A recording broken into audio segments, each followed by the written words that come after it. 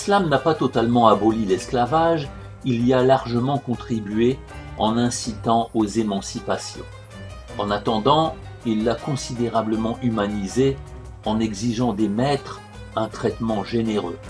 En Occident, le mérite de l'abolition de l'esclavage ne revient pas aux enseignements judéo-chrétiens, bien au contraire, mais au Parlement moderne. Pendant plus de 3 siècles, les négriers occidentaux ont enchaîné, entassé, parqué et élevé les esclaves en batterie comme des animaux et les ont fait crever à la tâche par millions. La traite des Africains a été perpétrée en masse, sans pitié, dans l'indifférence générale jusqu'à y compris le siècle des Lumières, sous l'œil indulgent des civilisés. L'islam désavoue vigoureusement ces trafics ignominieux où des musulmans ont malheureusement trempé et qui perdurent au sein des sociétés rétrogrades. Il est complètement anachronique de reprocher aujourd'hui à l'islam de ne pas avoir aboli l'esclavage, alors que pour les mentalités passées, c'était faire preuve de pitié que d'asservir ses ennemis au lieu de les exécuter pendant ou à l'issue des combats.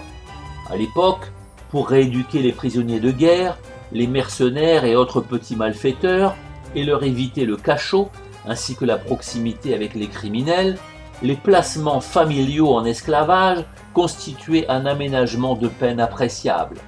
Ce qui est également indéniable, c'est que le Coran et le prophète sallallahu alayhi wa sallam ont multiplié les processus d'émancipation et humanisé cette pratique avilissante plurimillénaire.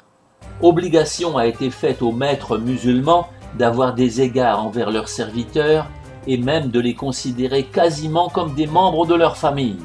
Dans l'Arabie d'il y a 14 siècles, à l'époque où Muhammad sallallahu alayhi wa sallam a délivré le message divin, une libération massive des esclaves du jour au lendemain, sans ressources ni défense, aurait été complètement inconsidérée.